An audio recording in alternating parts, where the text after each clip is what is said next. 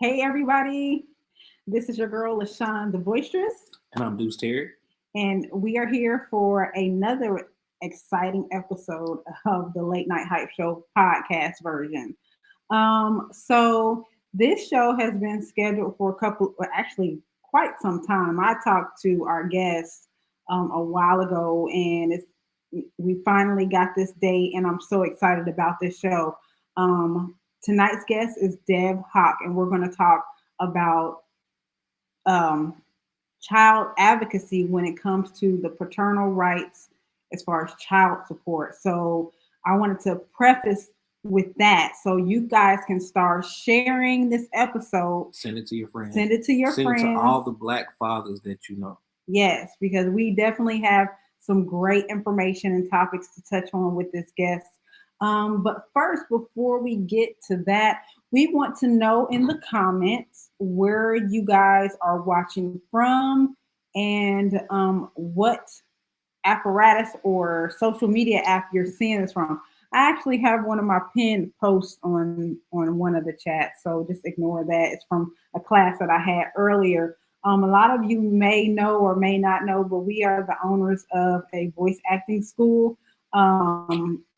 It's going to be rebranded into Dynamic Voices, a boutique voice acting school. We do it kind of like part time for a living and make a lot of good money off of it. So, Extra coins. yeah, and we just got finished doing a beautiful story of Sukkot, which is kind of like the Hebrew Christian Christmas story, and a love story that is very high ranking on Amazon, a bestseller on Amazon, and we got the honor of doing a audio version of that. So we're excited that Put our skills to the test. yeah, and that our voices will be heard forever around the world. So if you're looking for something to get into to make some, it's not really passive income, but I would say that it's kind of like legacy. It's another stream of income. Another stream of income, and it's legacy building. Once you get your voice out there in different avenues, it's out there forever. Like your children's children will be able to go look things up online and hear, their ancestors doing their thing. And so that's what I love about it. So if you're interested in that, you can Google LVAMU, LaShon's Voice, or LVAMU Voice Acting School. You Google that, it will come up in the search, and you'll see that we have a 90-day course. It is $3,000, but it's well worth it. And then we have a crash course that we're doing for a limited time, which kind of condenses everything down. And we'll be running that special for a little while. So if you're interested, you can message us about that. Right. So after this particular show as well, we also have After Dark. Yes, After Dark, it is on 8 different stations. It was 9, but we're going to be back up to 10. We have some wonderful news about the expansion of that platform. We're adding on magazine opportunities. So we're going to go back and talk to each one of our guests and maybe even do some add-ons to each of the interviews. So a lot of this will have transcribed and put in articles on the R Report magazine. So we got a lot coming. Deuce is coming with Hip Hop South and Critically Acclaimed. Those are going in the magazine. So more content just going out all over the globe. So we are busy and happy to bring these opportunities to you. Also, support the Tipping Point Podcast, where it features these 2 books, Tip the Damn Waitress and Black People Don't Tip. There you go. Also sold on Amazon. Yeah, so just look those up by title. You'll find those right on Amazon. And we're definitely excited to be able to get that out to you. So that's the rundown with no how you say much further ado, how you say it? Without further ado. There we go. We're going to introduce our wonderful guest who's been patiently waiting, Mr. Dev Hoc. Hey. Man, what's going on? Hey, what's going on, guys? What is going on? So I saw one of your posts on Instagram, and I was just like, this guy is amazing, brilliant, and just steadfast in his pursuit to even the playing field when it comes to childhood rights. And I reached out to you, and here we are. So I want to first say thank you so much for taking your time to be on the Late Night Hype podcast with us. Well, thank you for having me. I appreciate you tapping in and just bringing me in as a guest to shed some light on these things we talk about, parental rights and just child advocacy. Now, of course, I don't want to assume because I don't know your story, but what made you get into this to start representing other fathers? Did you have a personal challenge with this?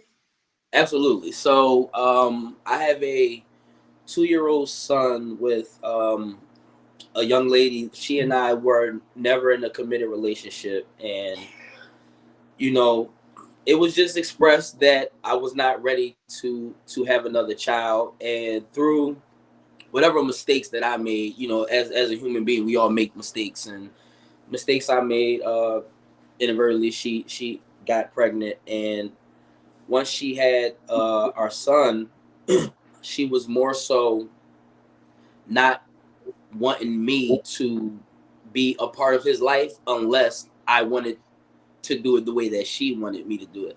And long story short, what ended up happening was there was a lot of bickering back and forth about if I was able to get him and spend time with him. And all of a sudden now she doesn't know who I am. I don't know you and I don't trust you. Mind you, I have a 4-year-old son already. So it was just crazy. And then she went and filed for custody, and then she went and filed for child support, and I was willing to get 50% custody of my child. I was more than willing to make sure that he was taken care of, but the way that the system is actually in place and the way that it was operating, there was a lot of hiccups that was happening, and that's when I talked to other people who were parents and fathers and that was going through this system, just getting their understanding as into how this thing was working.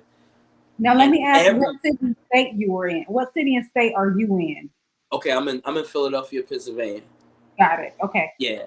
So everybody that I spoke with, it's like, man, yo, you just gotta pay. If you don't pay, they're gonna lock you up or take your driver's license. And I'm like, well, why do I have to even be on it? Like, I'm willing to take care of my child, and that's what forced me into learning the system and the process of how everything worked out. And then effectively, I beat the very first child support case that they had against me, and I lost the custody through the system, and we'll talk more about how the system works here in a second. But I lost the custody, and I won the child support, and then I thought that I was free and clear of having to pay through the system until just recently, this April, they hit me with another child support.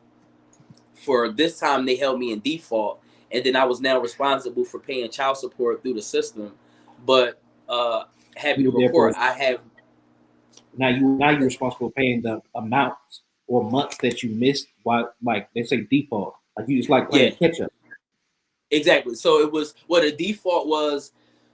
I didn't show up for court. So because I didn't show up for court, they made a decision without my presence, and then they held me to be responsible for arrears. And effectively, November 27th, I beat that case as well. So I no longer have to pay that system. I don't owe the arrears that they claimed that I owed, and yeah, it's all a thing of the past now. It's a lot of myths and a lot of questions that people have. So some people prefer to pay through the system to show documents or receipts or to keep up with it, to show proof. You know what I mean? It's no common ground for parents to, like a half and half for daycare or whatever. It's always it's about the money. I myself pay child support. My son is 12 now though, but I'm not legitimized. He doesn't have my last name. So I know dozens, hundreds of guys who've gone through this. But one of the questions a myth or rumor that I've always told, that the child support that we pay basically covers health care. Like I live in Georgia, so that covers his peach care for the state. Is that something that's common or something that you've heard before? So, oh man, so many intricacies when it comes down to child support. So it really just depends on the aspect of what they call the custodial parent. So if that Mhm. custodial parent is a recipient of public aid, whether that be welfare, medical, BT. and food stamps, things of that nature, your money goes to repay all of those grants that they've allotted to her and the child.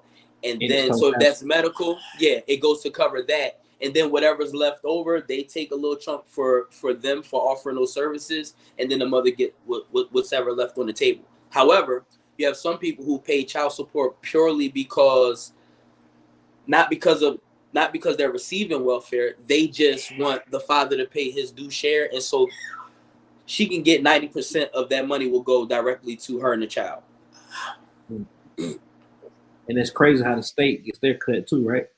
Oh yeah, absolutely. Well, people don't know that child support is a privately owned company. People believe that child support is government and it's the law when they actually have contracts with your state to do business. So when you beat these cases, did you have um, like a lawyer assist you? No, But you didn't. You no. fought all by yourself. Yeah. Pro So tech.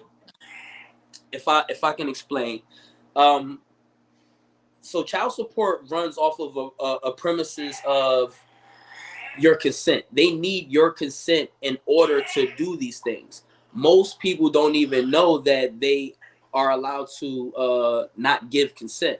However, the way that child support works is there's 5 basic things that they count as consent, and this is where the catch-22 is. Okay, DNA, so right?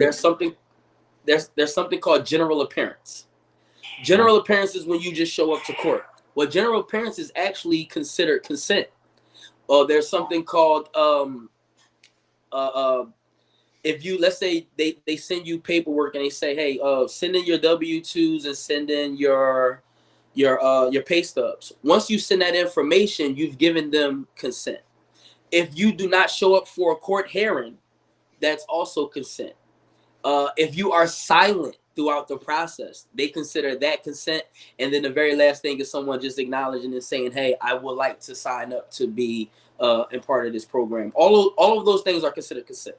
I think there's another one too, right? What because most people fight about DNA tests like Maury. Once you do a DNA test and you will find 99.99, that's consent as well, right? Automatically. Yes and no. So what that is the acknowledgement of paternity. So that goes according to 45 CFR 303.5.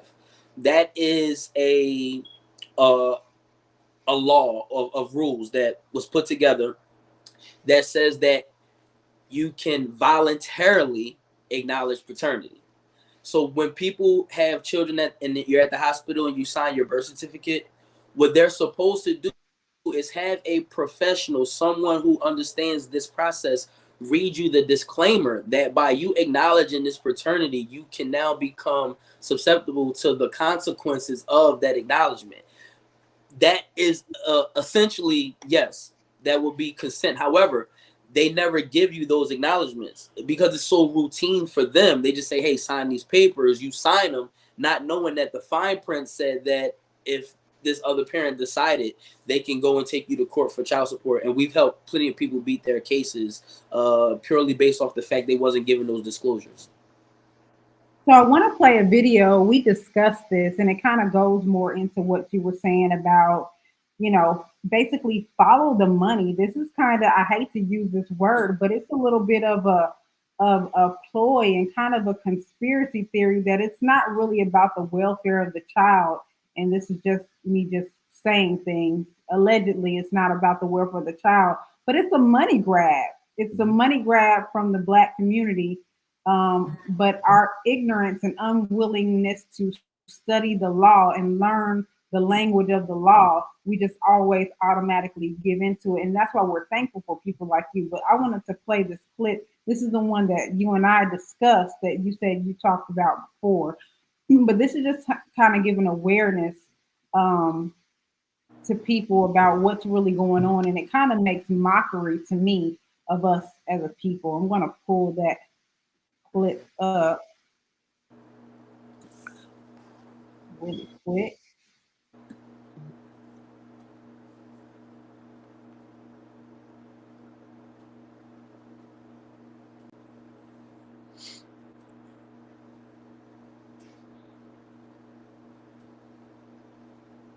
Oh man. Oh come on. Still sharing. Oh yeah. Give me just 1 second. I just gotta update the time. Yep. So while you're doing that, it's 100% a money grab. It's not a theory. The results are in. Um, it does not. Child support has nothing to do with the well-being of your child. They just use that as the marketing tool so that they can profit. So I got a question as well. How Yeah, important absolutely. was a part of the process as you winning the cases or fighting against the case? Wait, no, I'm sorry. I couldn't hear that last thing you said. I was asking about legitimization. Like when you get legitimized as a father, it's almost giving you equal rights, I would suppose. How important is that against fighting your case So a or lot of winning your people have yeah, go a ahead. lot of people have different theories when it comes down to that. It's not important to me in our process of how we do things. What it all boils down to is what your rights are as a man or woman, what your rights are as an American, and if those rights that are supposed to be guaranteed to you by the Constitution are violated, no matter what your circumstances are, whether you're legitimized or not, you can overcome those violations.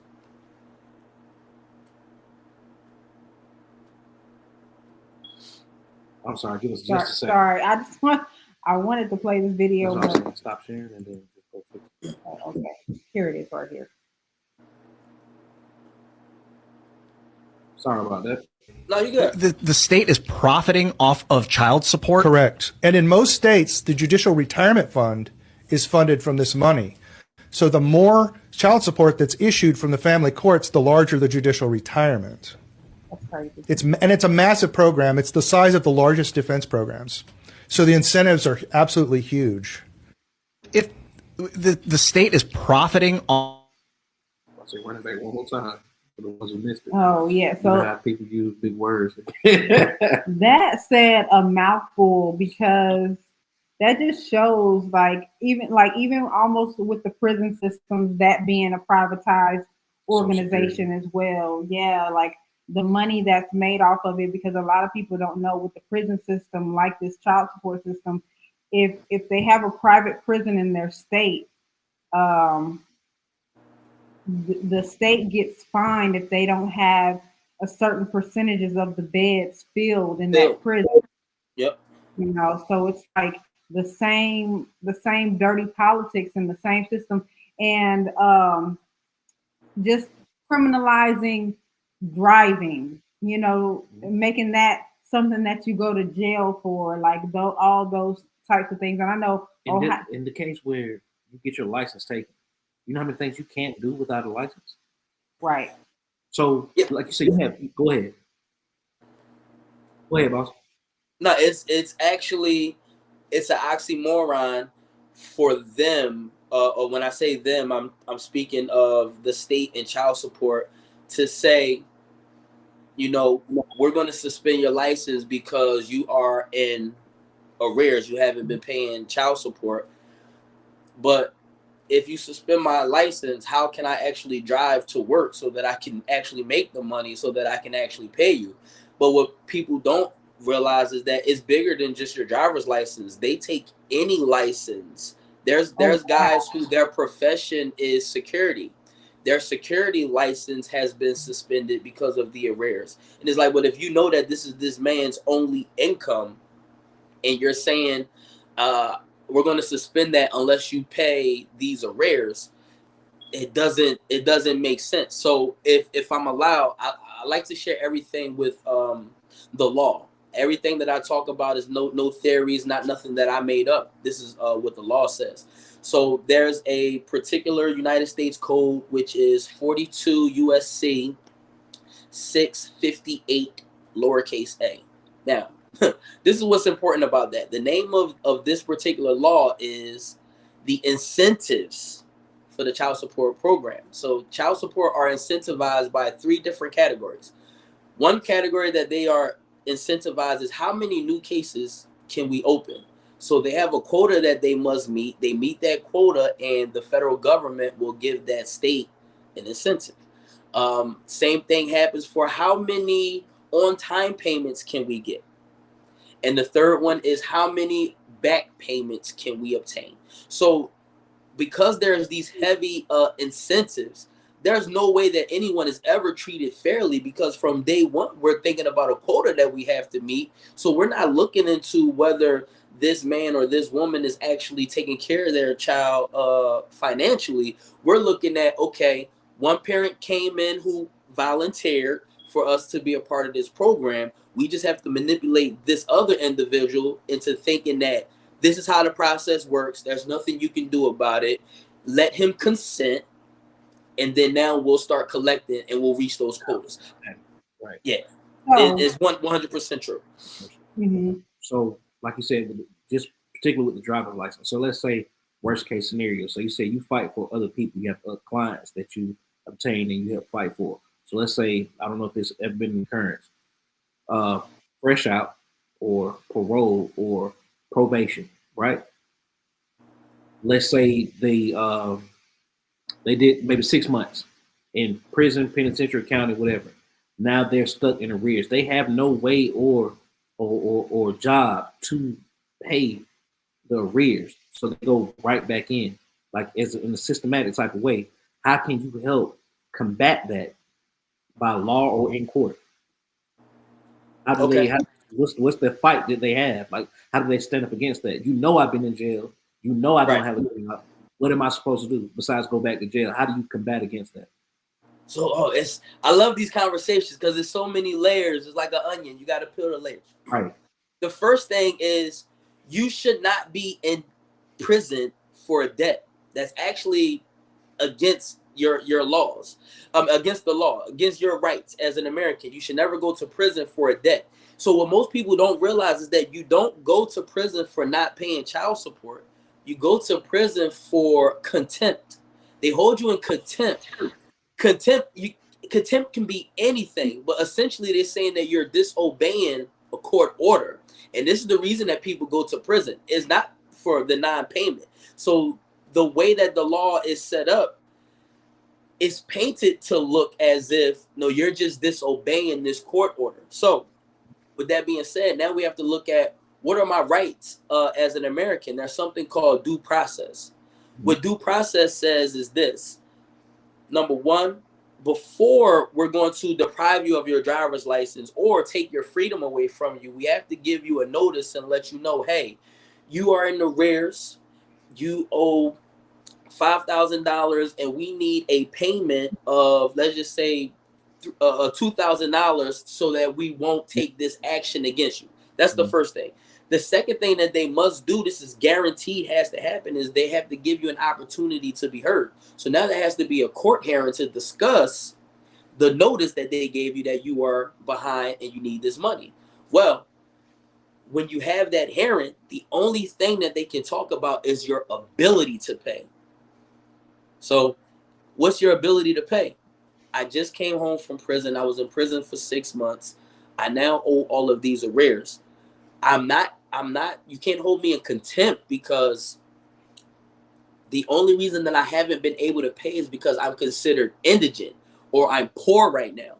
And because I'm poor, you cannot put me in prison for my financial status. You have to now prove that I'm willingly not paying, meaning you got to show, bro, you got $60,000 in cash and you're buying cars and you're doing this and you're not taking care of your responsibility. 90% of the time, they never do that.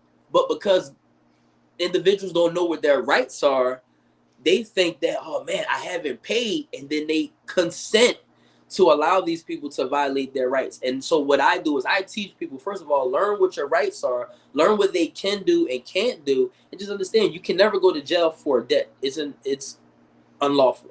Right. So One more time. So when you go to jail for contempt, maybe for another 6 months, can they keep adding those amounts up in arrears? Is that legal as well?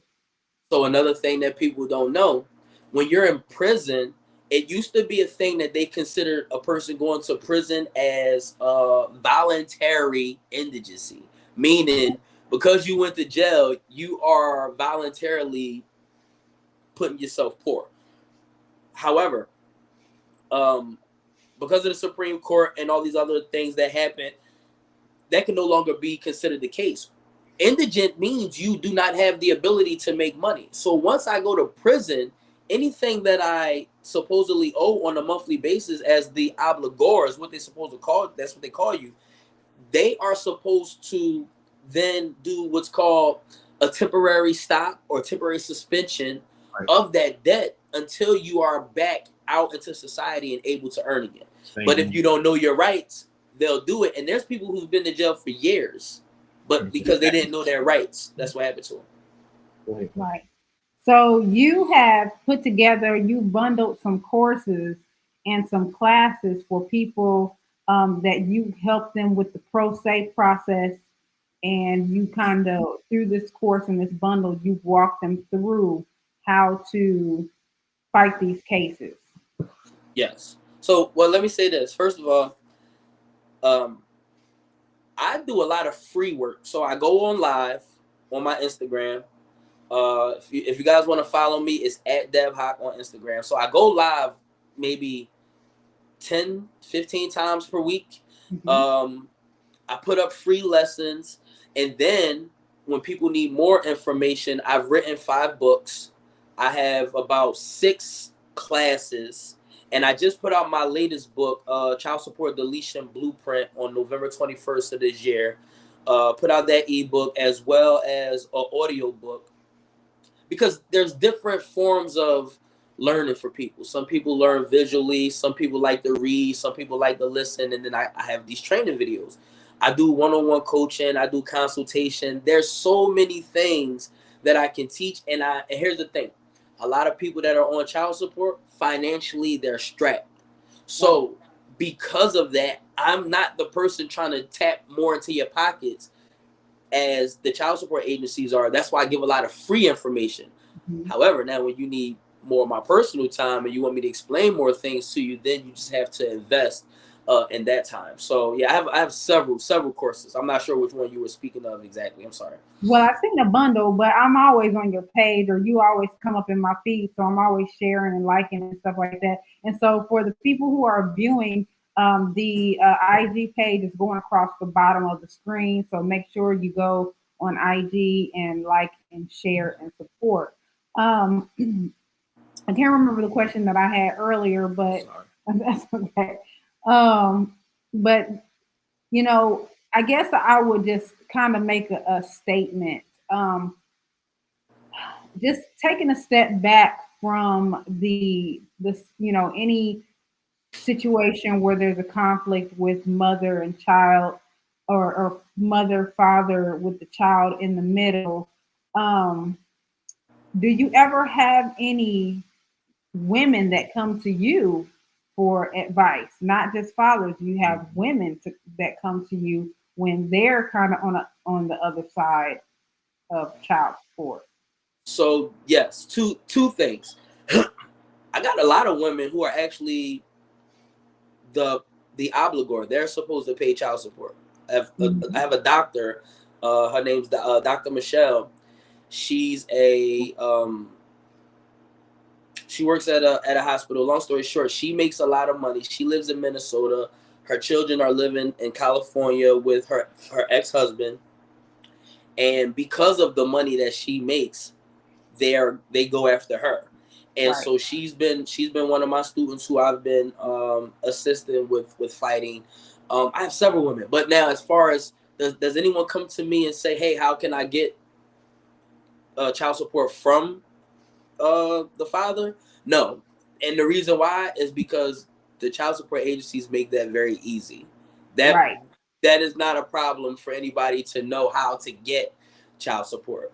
So no one comes to me for that. And I don't advocate it either way. I believe that there's men who deserve to actually be in that program, but the system is so dirty that you can't even tell who's really supposed to be there or not. However, yeah, there's guys who deserve it. I don't partake in showing someone how to go after somebody for money. Got it. Got it. So you help people understand the language and navigate and learn, the I guess what they're obligated to do, and like you said, enforcing due process.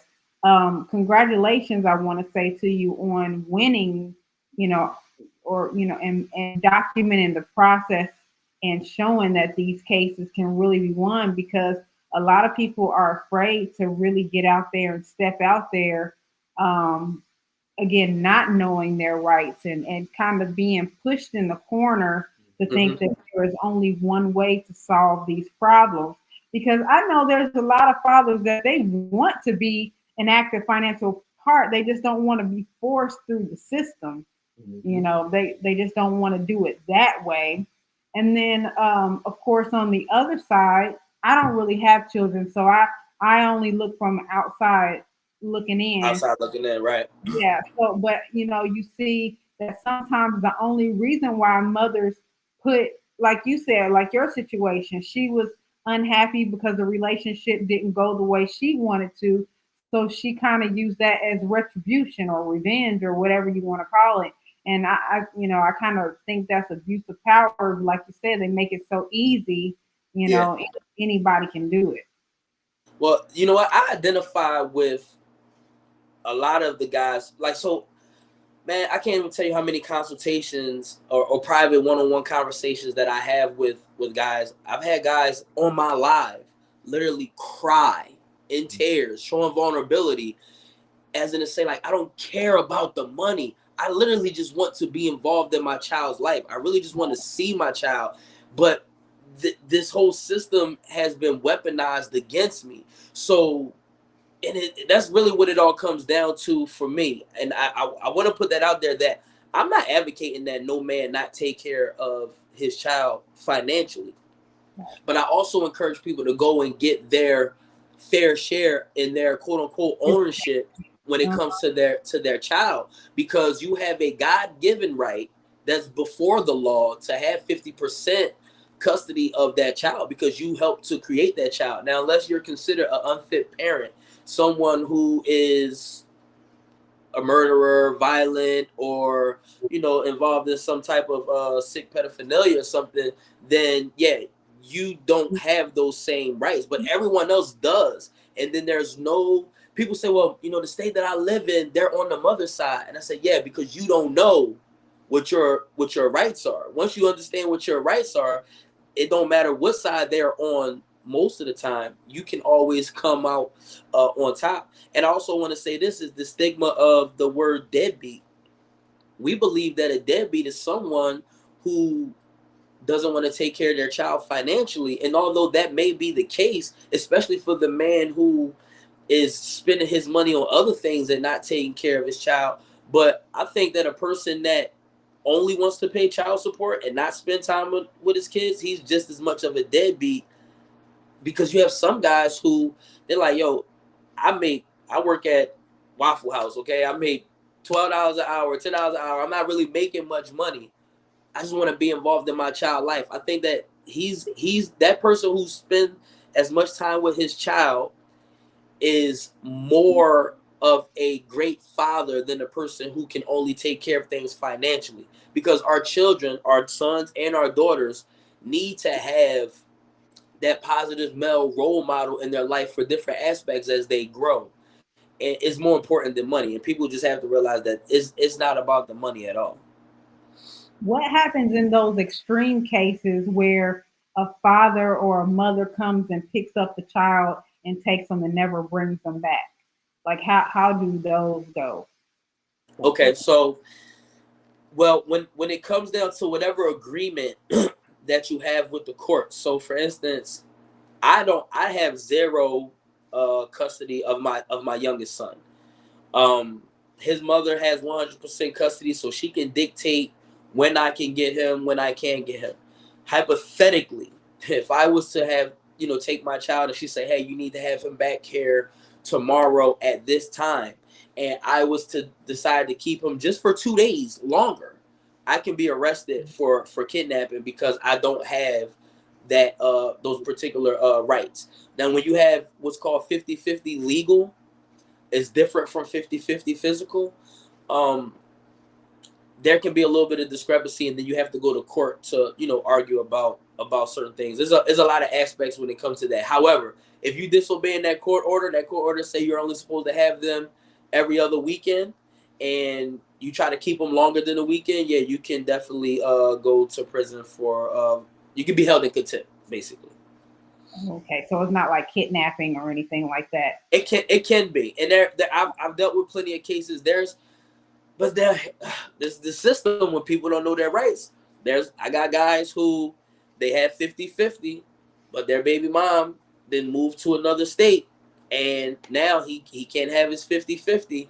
He's filed the contempt in court, but the courts won't do anything about it because it's 50-50. So it's really not kidnapping, even though she's disobeying the court order.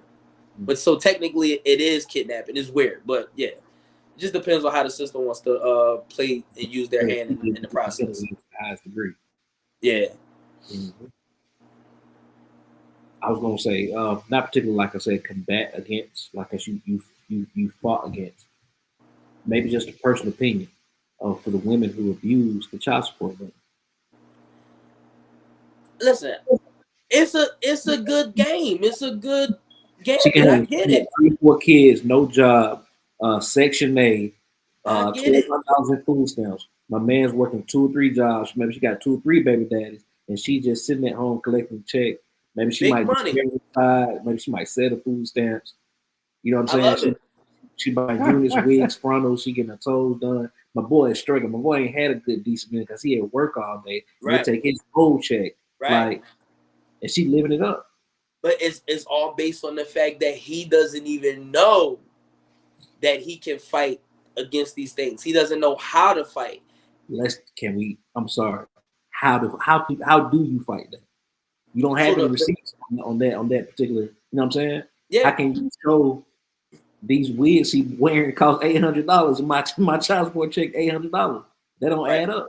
Now my baby ain't got no clothes, and I do get them. Smell like marijuana. Right. Judge, Nah. So the first thing I tell everybody when some people say, "Hey, yo, Dev, how do I get started? What do I need to know?" It's an onion. It's a lot of layers that you have to peel back. But the easiest things that you can do right now is get your state's child support guideline handbook. They have a handbook. Get it, read it. Most people don't even read the freaking handbook. They don't even know that they tell you in the handbook the things that they have to do, that they can do, and that they can't do. Most people don't even look at that. So start there. The second thing is learn what your rights are as an American when it comes down to due process. If you understand the fundamentals of that, it becomes easier to start learning the extra things when you tap into somebody like myself, who I speak these things all the time. And it sounds like Chinese because it's like, yeah, he's speaking English, but what is he talking about? I try to break it down in a way that a 5th grader could understand. So you have to start with the basics. What does the guidelines for your state say as to how this thing is supposed to run? What are the state codes that talk about child support and what they're supposed to do? And then what are my rights? What rights do I have as a parent? What rights do I have just being an American in general? Like what things, there's something called equal protection. Equal protection says that you are guaranteed to be treated equally than, say, the other parent. When so many people are like, well, that can't be the case because when I go to court, they're all on the mother's side. I said, that's because you're not arguing your equal protection rights. They see you as a lick. They see you as somebody that they can get over real quick. They run hundreds of people through here throughout the week, and you just so happen to be one of them. So when you start going in there like you got some sense, they speak to you different. They still fight to try to rape you for as much as they can, but they have to be a little bit more cunning in their actions. And then the more that you show that you know something, it turns around for a lot of people. You'd be surprised how many messages I get from guys that's like, yo, Dad, I went to court today. He said, they never called me sir. They was calling me sir in there just because of the way that he started to speak and use their laws to make them uphold what they say that they're going to do. Is a different level of respect that you start to get because you're not just a run-of-the-mill hole puncher, basically. And that's what I was going to ask. Have you ever been in there where it's like they look at you, you know, with your ball cap and your shirt or whatever, or maybe you dress a little different when you go to court to represent, but they think that they're going to get a certain vibe or personality from you, and you come at them with the knowledge. And I just wondering, like, does the temperature change in the courtroom, you know, when they see that, oh yeah, he knows what he's talking about? Oh yeah. So I'm a little bit different, and I don't want to come off cocky. I don't want to be like an arrogant person, but so the name of my program is Title 4D University. So Title 4D is the branch of child support that enforces. So I have Title 4D University. Every time I go in there, I'm wearing Title 4D University apparel. So I go in there setting the tone off the top, and I'm very quiet. So when I go in there, I listen because I'm looking for the key things that they're going to say on the record that I can then use to my advantage at the end of the day. So I let them get off what they want to say, and then I start hitting them with objections. I start saying the law. I've had a judge lie to me and tell me that child support was not part of the Social Security Act.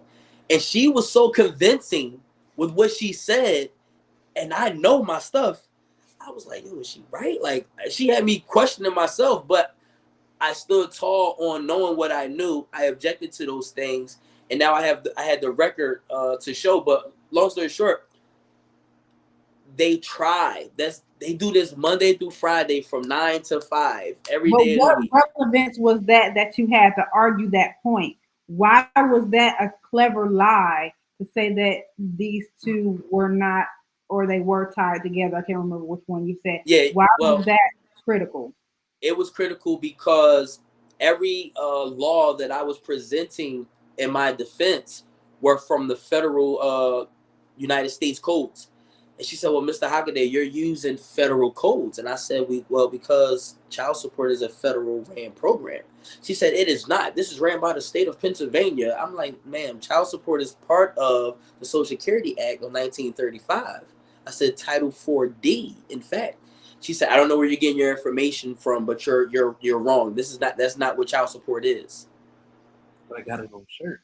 Because right, but here's the thing. I believe that she felt that I was only repeating something that I heard on the internet. Because if you're that person that only taps in and you listen to a few things I say and you take it to court, they will test you. Because if you don't know what you're talking about, they could pile drive over you now because they're like, yeah, he just repeated some stuff that he heard. I wasn't that person. So, but I spanked her on that particular hearing that she didn't want no smoke. She sent me back. She was a real judge, and she sent me back to the magistrate who made the decision in the first place because that was an appeal hearing that I had. So she sent me back to him, and then when I went back to him, spanked him, and he had no choice but to end up dropping my case. But they don't ever want to take fault, so he used my baby mother as the way to get out of it, so the blame wouldn't be on their system. It's a real tricky game. These people are corrupt. Yeah, absolutely. So wait a minute. So I'm thinking on some teachings. So let me ask you this: if a person gets their status correction and they become not, you know, how we are by default with our social securities and our birth certificates, if we get our proper UCC1 status correction and become a real person instead of the entity that we are, does that make a difference in the fight? I'm gonna say I believe it can. I don't teach that, and I don't push that. And the only reason that I don't is because, and this is no disrespect to anybody, but there's different levels of human beings out here. Yeah. Some people are, a lot of us, especially when we talk about our folks, we're from urban neighborhoods. We are from a level of intellect. Some of us never finished high school.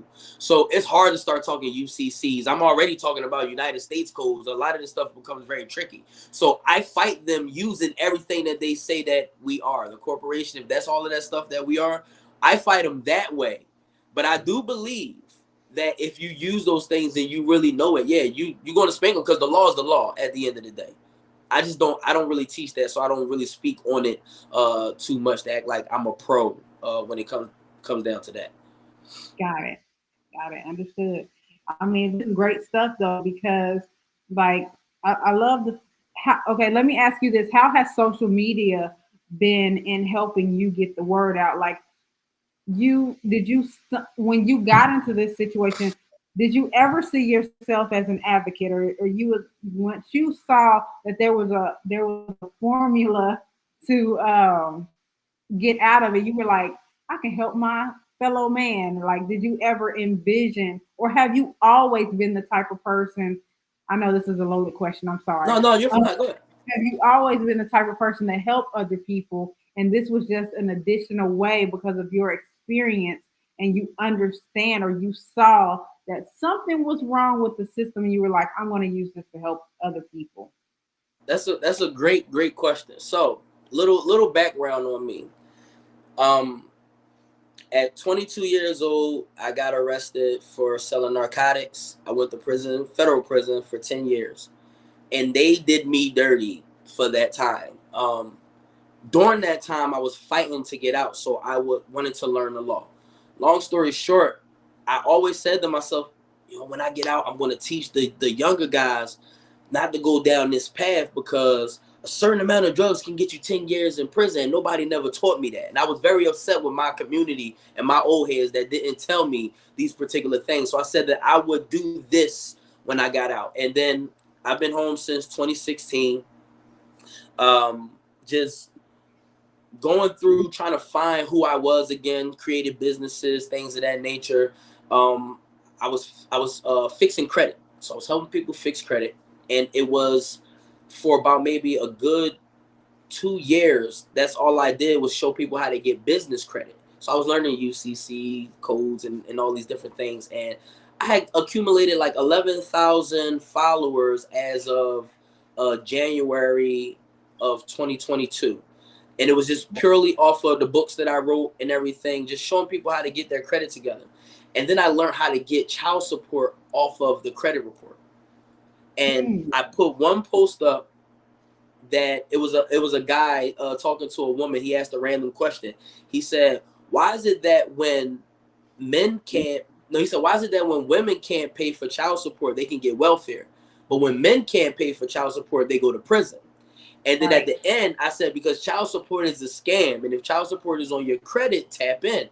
I literally, in a matter of 4 days, I went from 11,000 to 25,000 followers. And then I said, yo, this is where it's at. People want me to help them get this off of their credit. But then people start asking me, yo, can you show me how to get off? And I'm like, well, I can only show you what I did for myself. And this is how the ball started rolling. So now I'm at like 50,000 something followers. Hasn't even been a year yet. So it's definitely spread the word.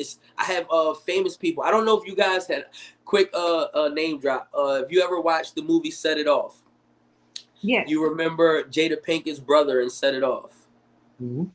So his name on Instagram is Handsome Chad. He's one of my students. He's someone who I work with. And then I have a couple other celebrities, rappers who've tapped in with me as well. So we're definitely spreading word. My cousin is Luther on Set It Off. Oh, say that. That's what's up. Yeah, it's crazy because we were just talking about that like earlier today or yesterday. Thomas Bird. He was also in Get on the Bus. Mm-hmm. I had a question. This is impersonal. You say you're from Philly, right? Yeah. All right, so I know how Philly, Harlem, Bronx. All right, so it's not like a championship. It's not like you know what I'm saying? Like people beat tax evasion and all that. When you beat the first case, bro, did you celebrate? No, I didn't. The first time, you didn't feel like boisterous at all. You didn't feel like you won. You didn't feel like I was depressed. It's not often that it happens. No, I was depressed because I still lost the custody battle. Oh. Right. I was literally in depression for about 3 weeks. So I got 2 other businesses, and I was laying on my couch. I was just distraught because I didn't understand why I was going through everything that I was going through, and I actually want to be there. It really just it took so much out of me. But this time I did. When I beat it the second time, you know why though? Let me explain to you why. A lot of people doubted me. They like, man, you can't really do that. Yeah, you said that you won your case, but we don't really know if the stuff you're showing us is true. So they say be careful what you wish for, because I kept saying, man, I wish that I would have been able to document the whole process. If I would have documented the whole process, then I could have showed y'all. And sure enough, on April 20th, I was coming back from Miami, and that's when I found out that I had been placed on child support again.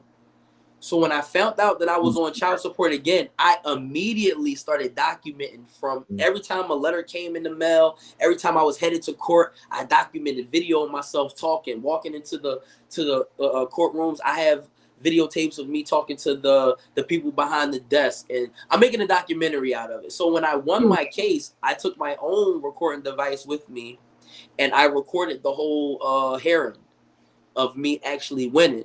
And you know, I got more hate off of the fact that I won the case when I actually could prove that I won my own case. They tried to throw you in the deadbeat bag, right? Oh no, it was like you only won because of this, and I'm like, bro, did you ever win yours? No, then you can't say nothing. Like I don't want to hear nothing. But I definitely celebrated it once I won.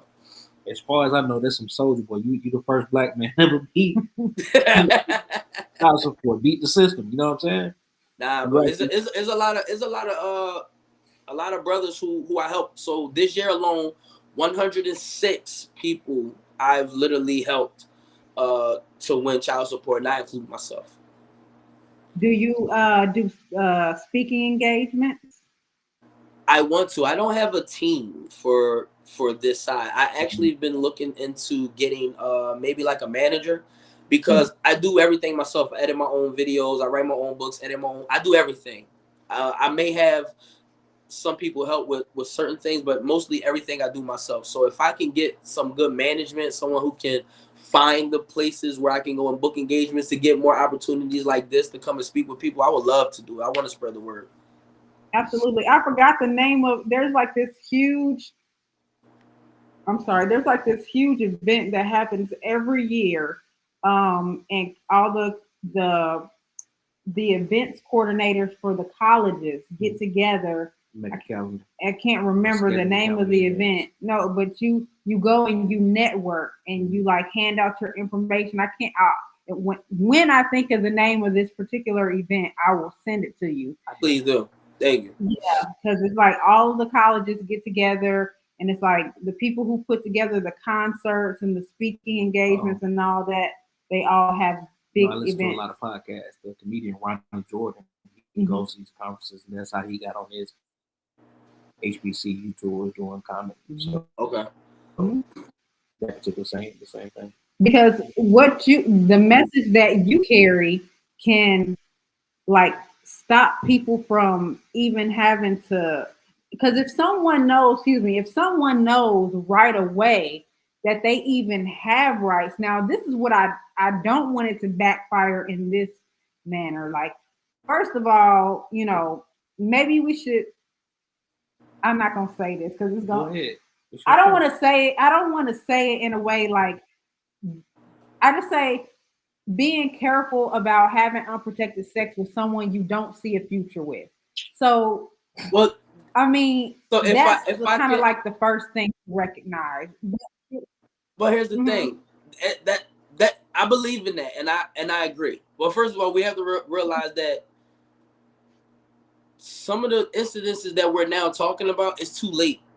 These kids are already here. They're grown. Some people had divorces. Someone was actually married to somebody. So that when I hear people say that, I'm like, that sounds great, but that's not reality. Let's just speak about the reality of life. Yeah. So the reality of life is no matter what your circumstances are and what your situation is, you just need to know what the government or the state rather is allowed to do to you and what they're not allowed to do. That's it. I was saying that I didn't want to get on that soapbox. Right. I'm saying that's part of it, because I don't want to make people say, well, even if I do, I know that I have rights if it does. Like, I don't want people to be careless with what you provide, because now, yes, like using the ammunition that you provide to say, well, if she do try to get me, I know that she can't because I learned that you got this, that, this, that, this, and that other. So right out the gate, they know how to fight it inadvertently, should they knock somebody up. That's kind of like if you go into people talking about the UCC codes. If I switch lanes a little bit, it's like, you knowing that, or I could run up a bunch of credit card debt, and I could just get it knocked off and cleared. Like, you can't stop nobody from doing whatever they want with information. Like, guns are not supposed to be used for monstrous things, but it happens. That doesn't mean guns shouldn't be sold. So I tell people that this information I give to you for free in certain aspects, and then you have to pay for it. But most deadbeats don't even, they're such a deadbeat within their heart and soul that they wouldn't even take the time to study this stuff, because it's not a walk in the park. True, true. Yeah, you're right. Now that is for sure. You know, I guess, you know, I'm the type, I have the philosophy that, you know, things, tools and stuff like that are only exemplified in the person's hands, but it only is a reflection of what they already are. Yep, exactly. Yeah. Exactly. So you're right in that aspect. So I do like that. So, but yeah, I do think you should have a traveling platform, because nonprofit. Yeah, and travel, because you know there are states that are harder on men than others, and then there's states that actually I learned that there's like 2 states that actually do have better I can't remember which ones they are, but it's like better for the fathers in these 2 particular states. It's been a while. So if you knew, you know, what those states were, you would say, well, it might not be so bad here because y'all have X, Y, Z. Whereas in New York and Ohio and Georgia, that's a whole other book. Right. Do it by state. Because it's different. Because I know just from personal experience, when I was in the military, guys paying child support, of course. Like I said, I'm from Georgia, and this guy's in California paying 3 times as much as I'm paying, but we make the same amount. Yep. You know what I mean? Like, that's crazy. It's literally, I don't look at what states are worse or what states are better. A scam is a scam. If they're trying to swindle you out of money, I think that there needs to be reform for the whole system in general. And I think that the reform, because I don't want people to think that you're not supposed to take care of your kids. People have this misconception that I'm teaching you how to be an irresponsible parent to not take care of your responsibility. I believe that the child support system, and it will never work this way because they only care about the money, but it should be that the very first thing that they do is make you spend 50% time with your child by any all means necessary. And if you can't do that, then you can be held in contempt. Like, it shouldn't even be about the money. But then if they do that, then they can't make their scratch at the end of the day. So right. So there was a little bit of a crosshair that kind of confused me. So you said it's a federal program, but it's also private. Can you tie that loose end up for me? Because I guess I didn't reconcile how. Okay, that's cool. So there's a Supreme Court case. It's called Blessings versus Freestone.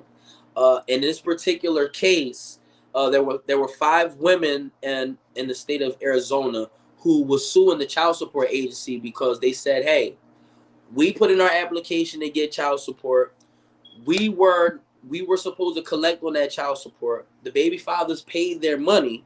You collected that money, but you didn't give us our share. Oh, wow.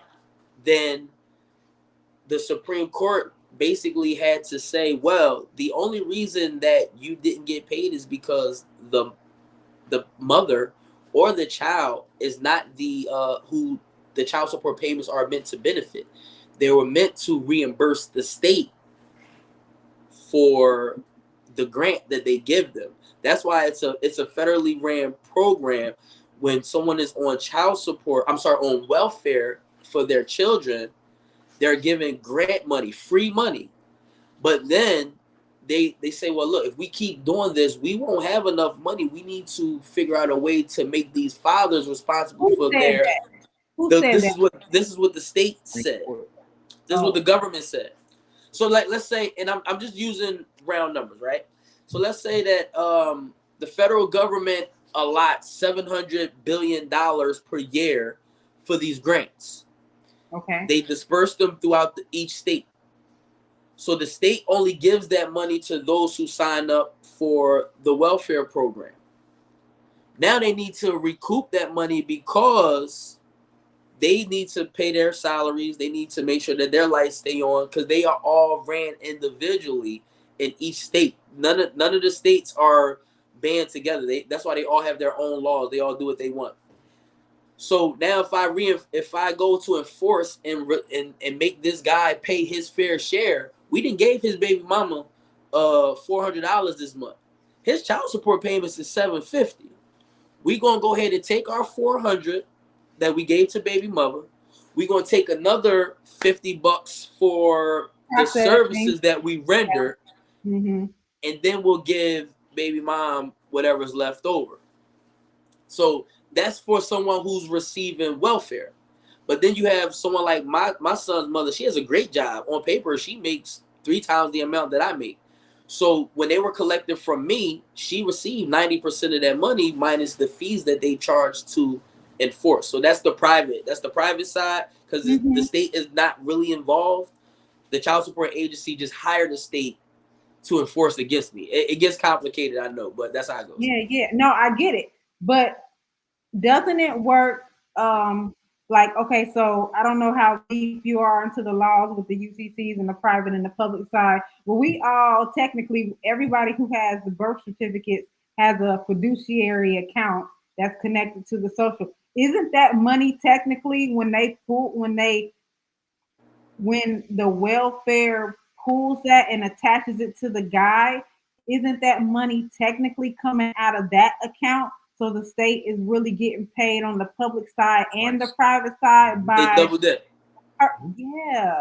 Yeah, I mean, but that's credit card companies do it. The car company, everybody's doing it. Yeah, everybady's doing it. Back off that, right? Like you said, it's all based on welfare. This, that, right? So particularly, like I was saying about legitimization earlier when I was rambling.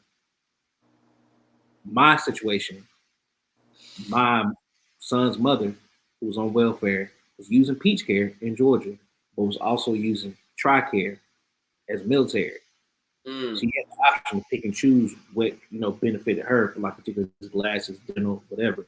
But because I was providing TRICARE, don't I supposed to receive like some kind of back pay? Like, you know what I'm saying? Well, you were supposed to fight that she doesn't need the Peach Care because I'm already providing. See, that's the thing. When you don't know what your rights are, they tell you, and you like, all right, well, if that's what y'all say it's supposed to be, it don't make sense because I got TRICARE, but y'all saying she need Peach Care. So it sounds ignorant, and most people just don't figure it's not worth the fight. Because if I keep fighting and I lose, they'll go up on the child support, and I just settle for what I got right now. I'd rather not fight. That's the wrong way to think. Because guess what? Today you might be like, all right, you know what? That's not too bad. I can deal with the $250 a month. I can deal with that. But every 3 years, if they want, they can go up. Whenever baby mom feel like she see you with a new car, if she wants, she can go and ask for an increase. And they will put the increase on you because they going to make more money for themselves as well. So I tell people, don't be satisfied with, you think, that's a low number. It's not nothing. It's not the point of how much money. It's the fact that these people can now take your passport away from you. They say that you owe 10 months in back pay. Mind you, they put me on child support today and say that I owe 10 months of back pay at $1,000 a month. Now I immediately owe 10 grand. You know how much money it costs to trigger? It only took $2,500 for them to trigger suspending your driver's license or taking your passport. But I'm immediately $10,000 in the hole. This is why people have to learn what their rights are to be able to fight all the way across the board. Ladies and gentlemen, it doesn't get any better than that. You have heard it from Dev Hoc, the man himself. I am so grateful and blessed that he came and educated us on the show tonight. Make sure you reach out to him on IG, Dev Hoc IG. He has in his profile, you will be able to see all of his links and get access and even schedule to have a consultation. Is there anything you want to point, any points you want to drive home before we wrap it up tonight?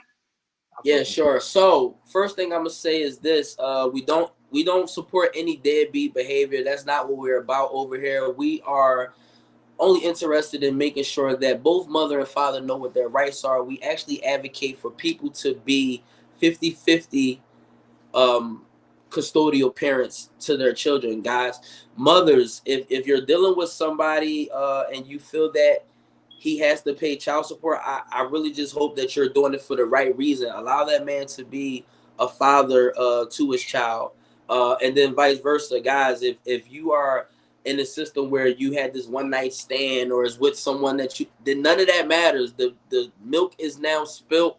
It's time for you to man up and go do what you have to do for your children, because they did not ask to be here. Especially if you grew up not having a father in your life, you know how that felt. So you need to be there for your child, and you can work on the whole child support thing thereafter. Guys, if you want to definitely stay in touch with me, definitely reach out on Instagram at Dev Hoc. I have a new ebook that just dropped, Child Support Deletion Blueprint. You can find that on my page. There's a link in the bio, and I also have a YouTube channel which is Title 4D University. Please go check that out, like, subscribe, and leave comments on the post. And thank you guys for having me on. I really appreciate it. This was pretty fun, man. Time flew. Thank you. So, how long does it take to go through your course?